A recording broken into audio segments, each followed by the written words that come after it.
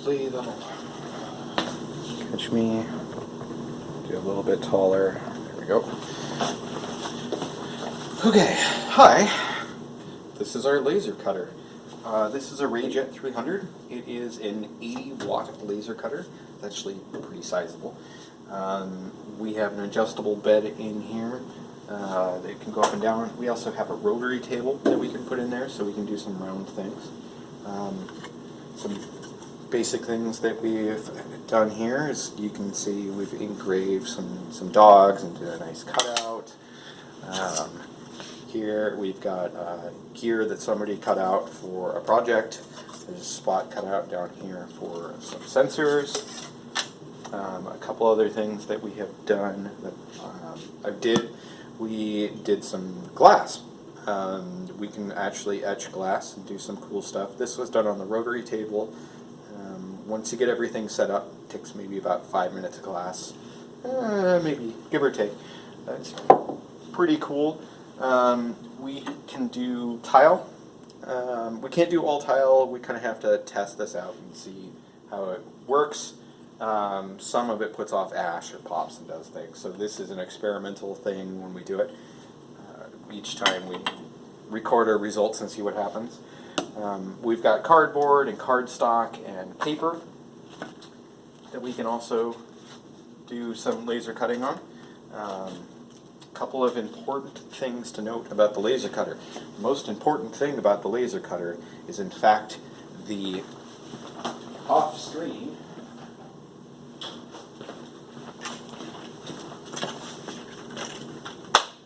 fire extinguisher.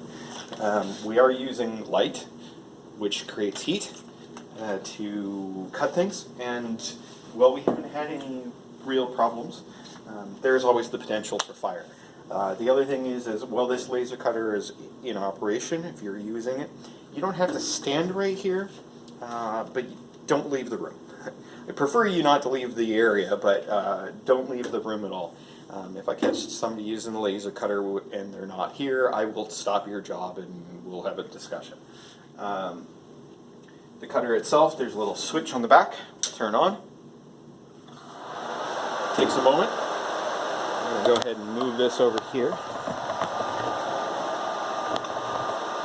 And adjust things. And right now, because the door or the lid is open, nothing will happen.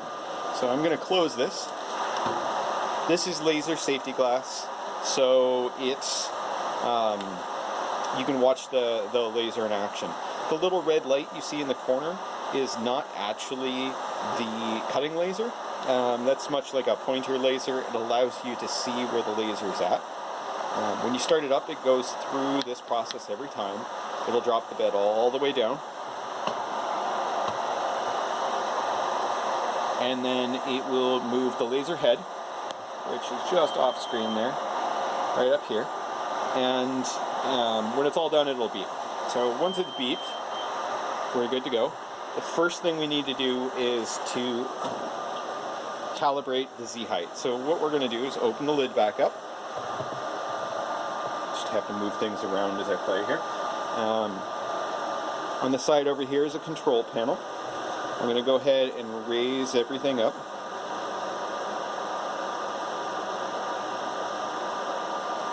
And this is an interesting process. So I'm using what's called a jog wheel right here.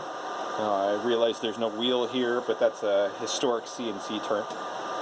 I'm going to use the arrows here, and we're going to move the laser cutter somewhere, the head, somewhere over top of our material. I'm just going to bring this up slowly.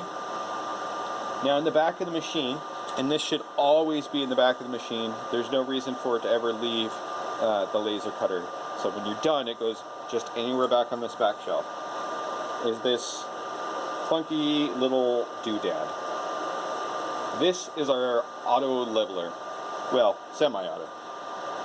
There's a little brass clip here, and what we're going to do is just set this right on the edge of the laser cutter. There's a shelf on this red part. I'm just going to set it there. And you can see it just barely sits on there. and we're just going to bring it up. And when we get close to it, I like to slow down. And we're just going to go until it bumps. And I'm just tapping the button over here. And there you go. The laser is now focused. We have to do this on every different thickness, every material, anything we put in there. If you're doing a few things in a row, and they're all the same material, you won't need to do this every time.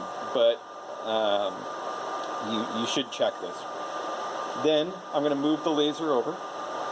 And in the last video I showed you that we're going to start in the top left corner. And I'm going to do the same thing here. I'm just going to move the laser up so that it is in the top left corner of our head and close the lid here. One other piece of equipment here that sits down underneath and is very important to our laser cutter is a filtration system. I'm not going to turn this on just yet, but there's a big green switch in the back, and when it turns on, it's rather noisy. As you can see, this whole thing is kind of noisy. Over here, real quick, I just want to pick up where we left off and get the last bit onto the laser cutter. So we left off in the last video at the print screen. I'm going to go ahead and hit print, and nothing will happen. But in the bottom right hand corner is a little red symbol that says RM. We're just going to double click on that, and this is going to pull up the Rayjet software. Because we named our file, it pops up here as 101 tutorial. I want to click Move Job to Laser. That just ensures that wherever the laser's at, it will start there. And then from here, we're ready to go. One thing to note, we don't always see all the lines for the laser cutter in the preview. That's typically fine. But I can see engrave and cut is here. My settings look fine. I'm not going to hit start from here. You can, it starts it. I prefer to start my projects at the laser cutter so I can see if anything goes wrong. But let's go ahead and go over there. Hopefully this isn't too noisy. If it is, I'll edit it down in post. So once again, we want to make sure that we turn on the filter.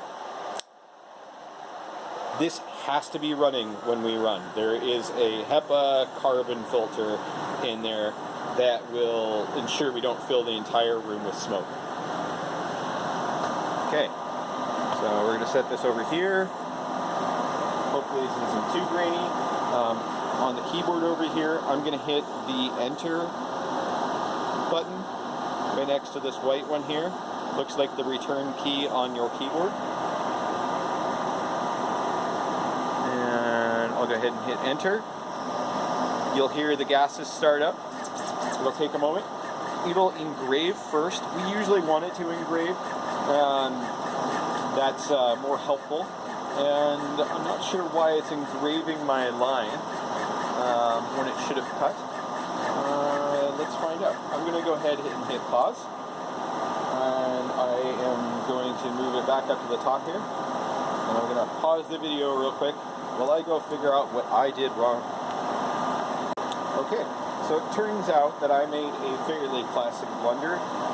My color palette was set up incorrectly, and I used a CMYK color instead of red, green, black.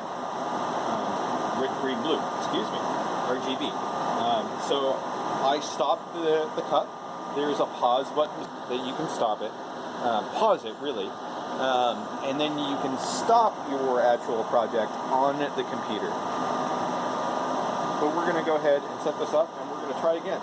Just rehomed it back to the corner. In this case, it's not a big deal that I have a couple of lines. I stopped it quick. You can flip your project over if it did matter. Try not to use too many square pieces if you don't have to. I'm going to start this over. And I'm going to run into the same problem. Sometimes electronics can be feisty. So let's pause this one more time and see what happens. Okay, this time I think I've got it. There was one other setting that I forgot to tell you all about. When you go to put any lines in, they need to be set as bare lines instead of the default 0.5. I think that's what happened. We'll find out in just a moment. Let's go go ahead, hit enter again, and hopefully it will only do, there we go, hopefully it will only engrave the letters. I'm going to leave those failures in there. I think it's good to see when other people mess up. I haven't used the laser cutter in a little while with the whole lockdown, so things happen. As you can see, we're slowly engraving our project on there. This will take a minute. And I'm just going to let this run so you guys can see the process.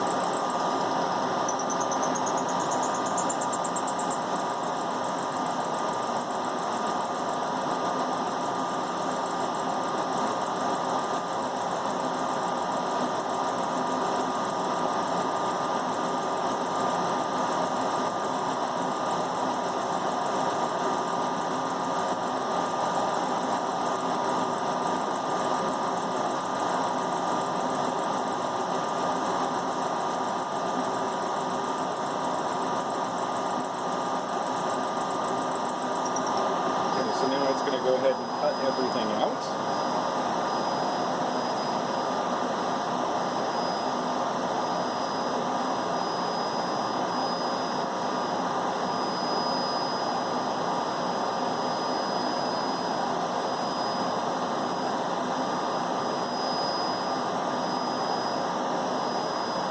Once it's done, it's important, you'll hear a beep, but it's important to let it sit for 20 seconds or so.